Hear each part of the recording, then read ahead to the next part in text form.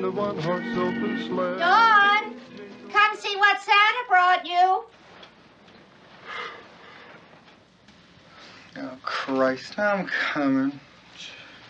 Last year I did a version of this video ranking Christmas movies, but almost as soon as I posted it I realized I left off one of the most important ones that I really should have included. And then the more I thought about it, I also thought of others that I should have included too. The video was originally called The Only 10 Christmas Movies That I Don't Hate, which I thought would be funny because, you know, most Christmas movies are really awful and a lot of them make you want to gouge your eyes out. But there are a few that I have a really soft spot for. Now though I'm adding 4 more movies to the list, and the list seems to be growing, so I guess the idea that there are only 10 Christmas movies that I don't hate doesn't actually make any sense anymore.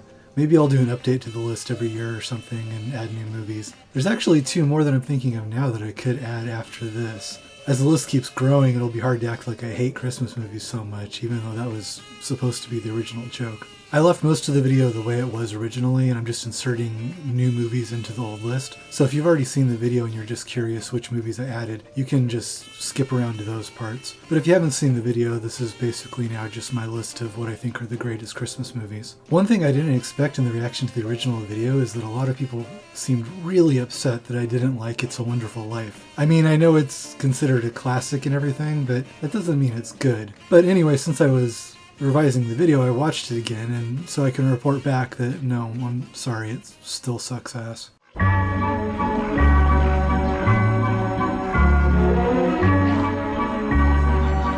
So maybe it might just be my cold, dead heart, but I don't think there are many subgenres of movies that have produced nearly the amount of trash that Christmas movies have. I'm not just talking about the terrible Hallmark type of Christmas movies that get cranked out by the dozen. There are a whole ton of Christmas movies that people seem to regard as absolute classics that I just really don't understand the appeal of. I think it's probably because they saw them at the right age and they have a nostalgia for them. Like A Christmas Story, for example, I never understood. Like, oh, ha ha ha, his tongue got stuck to the thing, or oh, ha ha, the lamp is shaped like a leg. I mean, maybe at best, a movie like this might be good for a smile one time, but people watch it again and again, year after year, and they make toys of the characters and reproductions of the leg lamp. Some of these movies are kind of considered cinematic classics, too. I mean, Miracle on 34th Street, I guess, is alright, but it's nowhere near the status that people give it. And I like Vincent Minnelli, but honestly, aside from a couple songs that became classics, I kind of hate Meet Me in St. Louis. Right here in St. Louis. And I like Frank Capra too, but I think if we're honest, we can admit that It's a Wonderful Life is kind of fucking obnoxious. Oh, Jesus. Enough already.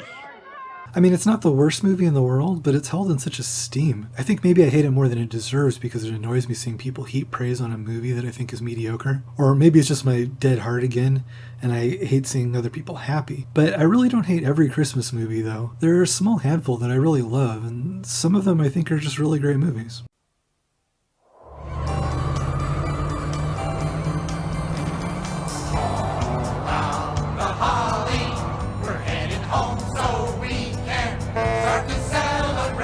This is one I thought of including on the original list, but I already had a lot of TV specials on there, and I didn't think I needed it. When I rewatched it though, it's still surprisingly good. I am aware that most of the movies on this list came out when I was a little kid, so nostalgia is probably a big part of why I like these. We had this one on VHS when I was little, and every Christmas I'd watch it over and over and over. But if you compare this to the Muppet stuff that comes out now, I don't think it's just nostalgia that makes me like it a lot more. Some things really were better back then. As a kid, I loved this because I think it's the only time that they had one movie with all of the Muppets and all of the Sesame Street characters and even all of the Fraggles all together in one movie. So if you were into Jim Henson stuff, this was kind of the ultimate. Actually, Jim Henson himself even makes an appearance at the end of the movie. They get a lot of mileage out of having all these different characters under one roof and interacting when they haven't very much before. Oh, hi there. Hey, we're Ernie and Bert. Yeah. Well, hi there yourself. I'm Doc. Oh, did you know that Doc starts with the letter D? Why, yes. Yes starts with the letter Y. Yeah. True. And true starts with the letter D. Hey, what is this? Where we come from, this is small talk. The Muppets used to be really good at having this slight edge to their humor that made them entertaining for all ages, but not inappropriate for kids. They've completely lost the ability to do that now. This special had this whole little subplot where the Swedish chef was trying to cook Big Bird for Christmas dinner, and of course I don't think Disney would ever let them do that now. There is one thing I think you should see. If you think I'm a nice fat bird, look at this!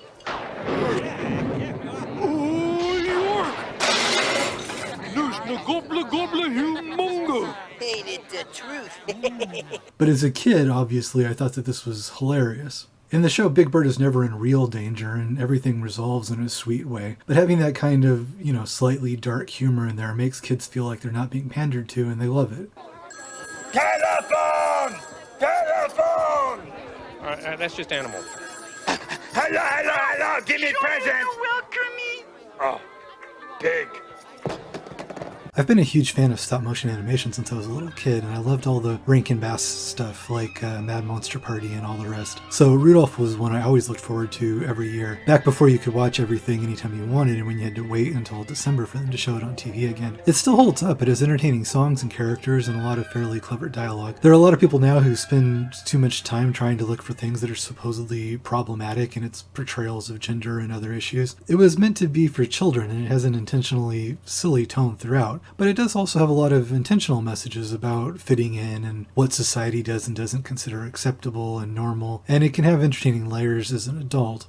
Well, for the first year, the Donners did a pretty fair job of hiding Rudolph's non-conformity. What puts it over the top for me, though, are all the other holiday specials that Rankin Bass did. Back in those days that I was talking about, where you had to wait for the special that you wanted to come on TV again, I would get even more excited for one of the more rare stop-motion holiday specials to surface. Everybody knows Rudolph, but I don't think that most people know that Rankin Bass actually did about 20 specials like this, and over time they constituted what was actually some kind of elaborate, interconnected cinematic universe. They did specials for Easter and New Year's and other things too, but they did a bunch that were centered around Christmas and Santa Claus specifically. The people who want to dig into the messages and subtext in Rudolph might be interested to look through all of these, as they get increasingly bizarre and start going into things like the origin story of Santa and tapping into pagan, pre-Christian myths about similar figures. Going into the history of Santa, the character that we know now, and how most of it's a fairly recent invention and put together over the last century, that might be like a whole other interesting video. But for now I'm just going to list Rudolph on here, but also include it with the whole other Rankin Bass stop-motion world, which I think is actually kind of fascinating. A Charlie Brown Christmas, first off, is one of the funniest and most sharply written Peanuts TV specials, and the music and animation are always great, so it has an entertainment factor right off the bat that most of the saccharine holiday specials don't. But it also happens to be a lot deeper than that in its way. I think this might be the only overtly religious Christmas movie on this list, but that's not because I object to religious content. I guess I'm an atheist, or at least an agnostic, but I like a lot of work by Christian artists. It's just that when lecturing and evangelizing become the point for the piece, it usually ruins any subtlety or artistry. Great art is usually better off asking questions rather than trying to provide answers. A lot of good art has Christian themes or Christian messages or a Christian point of view, but when it's specifically marketed as a Christian movie or Christian rock or whatever, that's usually when you can tell that you're going to be in for a piece of crap. They're using that part as a selling point because you wouldn't have any other reason to watch it, and there's a difference between art and propaganda. Because I'm not religious and because I don't like most Christmas movies, that also doesn't mean I have a problem with Christmas. I actually like Christmas itself a lot. In our culture, Christmas is mostly a secular holiday anyway, and as a day for family and friends to get together and exchange gifts, I think it's actually a nice idea. A Charlie Brown Christmas, though, isn't secular at all. In fact, the main point of it is to remind you of what Schultz considers to be the real meaning of Christmas from a Christian point of view, but it's the exact opposite of a pious, sanctimonious, or condescending lecture on the subject. Schultz was a Christian, of course, and it was important to him throughout his whole life, but I still love Peanuts because it's never a simple-minded grift like the things I was talking about where they're marketed specifically for a Christian audience. His values and his worldview are in everything he ever wrote, but he respects his audience enough to let them have their own view and come to their own conclusions. If you learn about Schultz and Peanuts, you'll know how important this special was to him and how closely involved he was in it, and because of that, it comes across as something that's 100% sincere and genuine. I might be an angry old heretic with a dead heart, and also a skeptic as to there being any literal truth in any organized religion, but in A Charlie Brown Christmas, it's done with such earnestness and such love that when the lights dim for Linus's little speech about the true meaning of Christmas, honestly, it can still give me a little chill. Isn't there anyone who knows what Christmas is all about?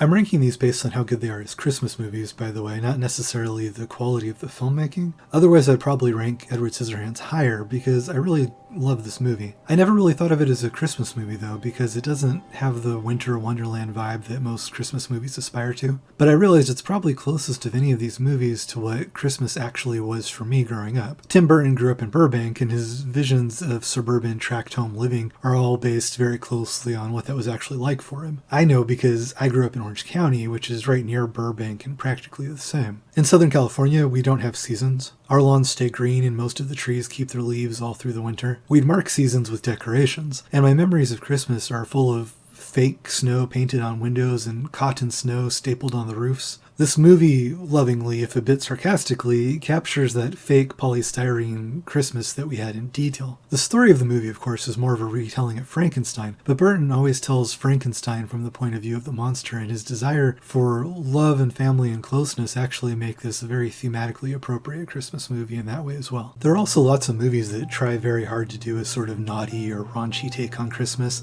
and they're straining desperately to be more transgressive than they actually are, or movies that try to act as though they're for a cynic like me who doesn't like Christmas movies. They usually come off as forced and fake and terrible, and they're not any better than straight-faced Christmas movies. Bad Santa's the only one of these that I could think of that actually does it right, probably because Terry Zwigoff is a great director. I can recommend almost any of his other movies, but especially Crumb, which is a masterpiece. None of them will exactly fill you with holiday cheer, though. Bad Santa works because it doesn't pull any punches with the main character, who's a genuinely terrible person, but it's also funny enough and surprising enough that you don't want to stop watching. In the end, he doesn't pull a full Ebenezer Scrooge and become a wonderful person, but he does just enough that you can recognize that for a person as broken as he is, this is probably what it looks like when he's really trying. For an example of why this movie is so much better than other movies trying to be transgressive like it, you could just watch the awful sequel for an example of what not to do, but that movie really isn't worth wasting your time on. A lot of people couldn't quite make head or tails of it when Bob Dylan released a Christmas album, and I'll admit his voice, as it was at the time on the songs he chose, can kind of jump out at you. When the album came out, I worked at a bookstore and I would play it all the time on the store speaker system, to many complaints from customers. I would ignore them and keep playing it because it's Bob Dylan, and even his stuff that you might not like is interesting. I did like it though, even though I also wondered if it was meant to be some kind of joke. But in the end though, I don't think it was meant as a joke at all. It's a completely sincere take on classic standards and entries in the Great American Songbook, for which Dylan has a genuine love. He has such a knowledge of music history that he frequently pulls up details of obscure versions of the songs with different lyrics and orchestration than you might be used to in lesser versions. With Must Be Santa though, he's definitely having a bit of fun, and the video is this bizarre romp with Dylan in a Santa hat and a wig for some reason at a Christmas party that turns into a bit of a drunken riot as his manic barroom polka version of the song plays. I'm allowing short films like the TV specials on this list, by the way, so I'm also going to allow music videos, and this music video, improbably, might just be one of Bob Dylan's best ever.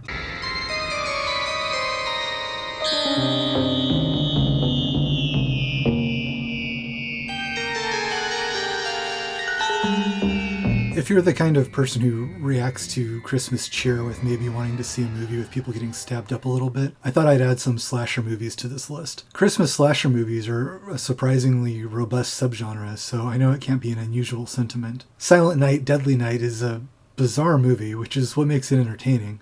It's the story of a little kid who witnesses his parents being killed by a guy in a Santa suit, and then later, as an adult, he goes on to have a mental breakdown and kill people while wearing a Santa suit himself. A killer Santa Claus kind of sounds like a comedy premise, but the movie then it spends all this time trying to add psychological complexity to Billy and explain why he does it all. They spend all this time showing him abused by nuns in an orphanage after his parents were killed, and on and all this other stuff. And it's the way that the movie takes itself so seriously that makes it so weird that it's actually what makes it entertaining to watch. Black Christmas is kind of an early proto-slasher movie that introduced a lot of things that would later become mainstays of the genre in the later 70s and the 80s. Yes, the caller is in the house. The calls are coming from the house.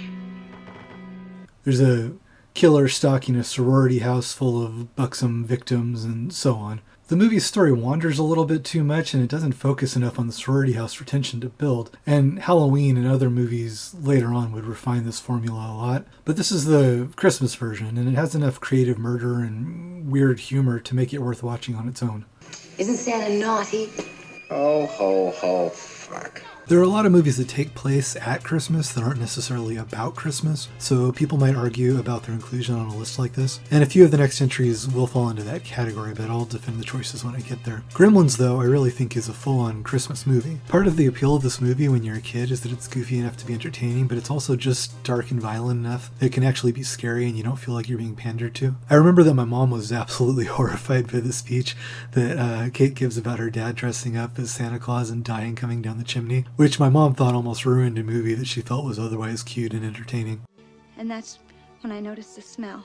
It is an absolute what the fuck kind of moment, which is why I love it. For one thing, there's no reason at all for the speech to be in the movie. The fact that Kate doesn't like Christmas isn't something that's really necessary or made use of outside of that one scene, but if they did want to establish that she didn't like Christmas, there are obviously ways they could have done that besides a graphic, lengthy description of a little girl smelling something bad in her chimney, which they then find out is her father in a Santa suit with a broken neck. But although I don't think that particular scene was meant to be funny, it's that kind of what the fuck energy that goes throughout the entire film and makes the pairing of violent puppet hijinks with some genuine Christmas emotion actually work really well. As a kid, I didn't quite get Batman Returns, but as I got older and as superhero movies got more mass-produced and more corporatized, the more I like it. As a kid, I had problems with things like the penguins wearing rocket launchers because I couldn't really wrap my head around how that could be realistically possible. As I grew up, I realized how misguided it is to take a character like Batman and try to make him realistic, and I came to love this film for its surrealism and its sense of humor. Unfortunately, many of the fans today and the corporate filmmaking entities catering to them never got past the place I was at as a little kid where I thought Batman was very serious and I wanted it to all be believable. This isn't a realistic Batman movie, and in a lot of ways it's hardly even a Batman movie at all. You can feel that Tim Burton was much more interested in Penguin and Catwoman, and he focuses the movie on them. I think he likes them better than Batman. Batman is reduced to sort of a bit player in his own movie, which again bothered me as a kid, but now that I'm kind of sick of Batman movies, it's another thing that's gone from being a flaw to an asset. And as much as this is a Penguin and Catwoman movie more than it's a Batman movie, it's also kind of a holiday movie more than it's a superhero movie. The same way that Burton always likes to take kitschy things that he might know from his suburban upbringing and combine them with gothic things from the monster movies he loves. Here you can see that he had a spark of inspiration at the idea of taking traditional American types of Christmas decorations and draping them over these brutalist cityscapes. The idea of Gotham at Christmas became so central to the movie that it's used in several plot points, like the Christmas tree lighting and the mistletoe scene where Batman and Catwoman start out exchanging a kiss and end up exchanging secret identities. Like how in Edward Scissorhands, Burton was telling Frankenstein from the monster's point of view, and his sympathies clearly lied with the monster. Here again, he's telling a story of freaks and monsters that want love and family, and again it ties in perfectly to the Christmas movie aesthetic. From the way Kubrick lights many of the scenes with diffused light from Christmas lights, like how he lit Barry Lyndon with candles, to the film's final scene in a toy store, Eyes Wide Shut is a Christmas movie through and through. It has all the Christmas movie themes of a character going through a life crisis, then going on an episodic adventure that makes him reevaluate his life, and ultimately coming home and realizing that love and his family are the most important things. It would almost be a Hallmark kind of Christmas movie if not for the fact that the episodic adventures he embarks on involve some sort of weird sex cult orgy and a murder mystery. The entire movie, though, is obviously told with a dream logic and not meant to be taken literally, and his inner journey warring between sexual jealousy and fidelity to his wife is of course another version of all those Christmas movies about a character trying to decide what he wants out of life and learning to appreciate what he already has. That the movie deals frankly with the sexual elements and the tug and pull of his relationship with his wife and the fact that it gets so bizarre are exactly what keeps it from getting too on the nose and makes the familiar arc interesting. Plus, of course, it's Kubrick, so I shouldn't even have to mention how impeccably shot it is and how much subtext is going on in every shot. I guess people still debate whether this is a Christmas movie or a Halloween movie, but it's a Christmas movie, so there, I solved it for you.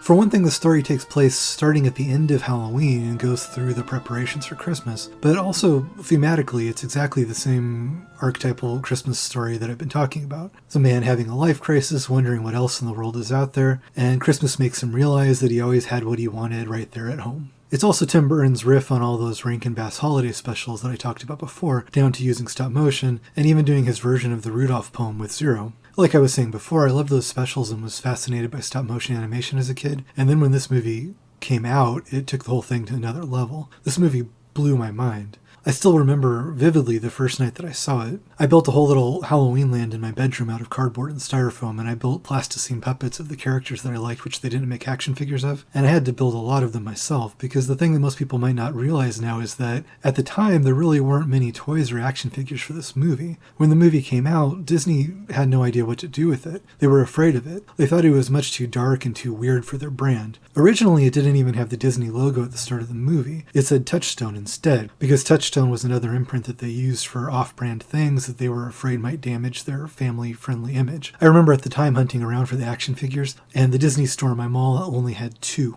It had two figures. The clerk that worked there told me that they were only sent a single box of toys for the movie. Most of those original figures, which are now very valuable, I got in January after Christmas when Disney dumped unsold toys into outlet stores. The KB toy store at my local mall had clearance Nightmare Before Christmas toys piled practically to the ceiling for $2 a piece, and that's how I bought a lot of them. Now, of course, Nightmare Before Christmas merchandise practically keeps Hot Topic in business, and they sell it by the truckload at Disneyland. Disney might have thought the movie was dark and scary and morally questionable, but of course, as soon as they see that they can make a nickel from it, they're immediately on board and try to whore it out as hard as they can. So now, if I say that this is one of my favorite movies, people probably roll their eyes at me for being so into something that they think of as mostly being an apparel logo to peddle shit to your basic middle school goth girl. But in this case, I'm going to be annoying and pull the I liked this band before it was popular card, because in this case, it's absolutely true. I didn't like Nightmare Before Christmas as a fashion accessory because at the time you couldn't even find it on clothes. I liked it because I thought it was an incredible movie, and the craftsmanship of the animation is amazing. The visual style was new and electrifying at the time. It took Disney and the rest of the world a little while to catch up to me, but I'm used to that now.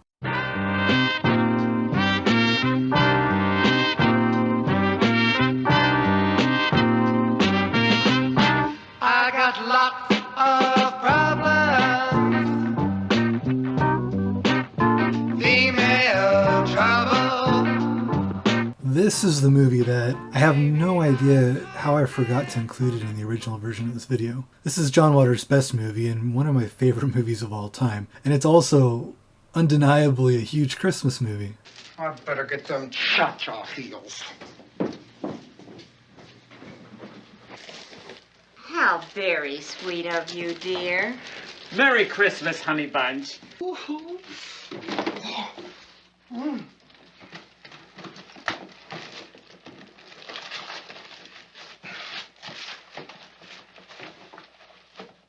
are these? Those are your new shoes, Dawn. Those aren't the right kind. I told you cha-cha heel black ones. Nice girls don't wear cha-cha heels. Dawn Davenport not getting the cha-cha heels that she demands on Christmas is the final straw that leads to her running away from home and spiraling into a life of crime and depravity. I've probably seen this movie 20 times, and there are still parts of it that are hard to sit through, but John Waters movies are never only about being disgusting as they can sometimes be. This is a really smart movie with a lot to say about our culture, and at the same time it manages to be endlessly funny and quotable, and it doesn't lose any of its shock value even 45 years later. Leave me alone! Don't touch me! Lay off me! I hate you! Fuck you! Fuck you both, you awful people! You're not my parents! I hate you! I hate this house! I hate Christmas! Not on Christmas. And finally, Muppet Christmas Carol. What can I say about this movie except that it's basically perfect? If you just heard that they were going to do a Muppet version of Charles Dickens' most overtold story, you probably wouldn't think that the result would be Citizen Kane. But something about this just works so incredibly well. The Muppets' brand of humor back then and before they were bought out by Disney and people forgot how to write for them was kid-friendly, but also just sassy and hip and subversive enough that it allows them to also genuinely do the themes of the story, which might seem saccharine or overly sentimental on their own. Tiny Tim's a little crippled boy with a heart of gold and a mouthful of pithy observations about Jesus, and he can become almost a cartoon if you don't play him just right. But if he also happens to be a frog puppet, and this is just presented without an apology, it's an acknowledgement of the heightened nature of the story, and it allows Tiny Tim to be an exaggeration and still feel right. It might seem blasphemous, and I'm not saying this to try to be superior or try to criticize Charles Dickens, because I like Dickens, but this might just be one of the few adaptations that improves on his material. I mean, maybe you think I'm an idiot for singing such high praises of a Muppet movie, but if you haven't seen it for a while, go watch it again. The amazing thing that they do here is that simultaneous to adding jokes about rats and hula skirts, they also manage to be totally true to the spirit and even the storytelling of the book. By having Gonzo as the narrator using a lot of lines directly from the book, they even managed to keep more of Dickens' language and his wit than most adaptations are ever able to. And then Michael Caine gives a genius performance as Scrooge, playing the role absolutely straight. He makes you believe in the reality of the character and gives him emotional complexity, whether he's expressing a genuine terror at his own death or possibly about to get into a fist fight with an angry pig puppet. He also plays a perfect horrible Scrooge in the beginning scenes, and then he guides you along Scrooge's inner journey and painful memories in the middle so that you come to understand him, and in the end he's wonderful as the happy, reformed Scrooge, and it makes it a joy to watch him happy without the transformation ever feeling cheap or unearned. The songs are all great, the jokes are all funny. Moments like Scrooge left alone at school as a child are done sincerely enough that they're genuinely affecting. It's also a beautiful movie to look at, with sets and costumes that are straight out of everybody's imagination of what a Dickensian London at Christmas should look like. And all the geniuses that built the Muppets extend their puppetry craft here beyond the Muppets to make other remarkable things like the ghosts of Christmas past, present, and future. I could go on, but the point is that I just think everything in this movie is great. If you haven't seen it before and you want to, I should also mention that there are at least 3 different versions of the movie in circulation. Originally, Jeffrey Katzenberg forced Brian Henson to cut out the song The Love Is Gone because he felt it was too slow and children, for some reason, couldn't handle 2 serious minutes in a movie that's full of joking puppets. This is from the same brain trust at Disney around the same time that they wanted to cut the song A Part of Your World from The Little Mermaid. Fortunately, they gave in that case. The Love Is Gone isn't as classic of a song as A Part of Your World, but it's a particularly stupid cut because not only does it explain a key part of Scrooge's backstory, the movie happens to end with a reprise of the song with the lyric changed to The Love We Found, only without the version of the song that they cut. The reprise is unmotivated and it doesn't mean as much. Sometimes without explanation in foreign markets or on TV, a version of the movie with the song reinstated will reappear, but other times, as on the film's Blu-ray release, the song is still missing. To further complicate matters, recently in some TV showings there's been another version that has an extra verse added to the Marley's song, and several other bits of footage put back in different places. As far as I know, there hasn't been an explanation for this version either. Disney seems to use the 3 versions just interchangeably, and even though we know which is the director's preferred version, they never really specify which one you're going to get. This is because Disney is a company that exploits and despoils art, and not a creative entity. I just mentioned all that so that you know to check which version of the movie you're going to get if you buy it. But all of that aside, Muppet Christmas Carol is a small miracle of a movie. It takes what's probably the most overtold, archetypal Christmas story there is, which could otherwise be everything that's obnoxious in a Christmas movie, and it just does it so well that it's enough to make even my cold, dead heart feel something sort of like the Christmas spirit.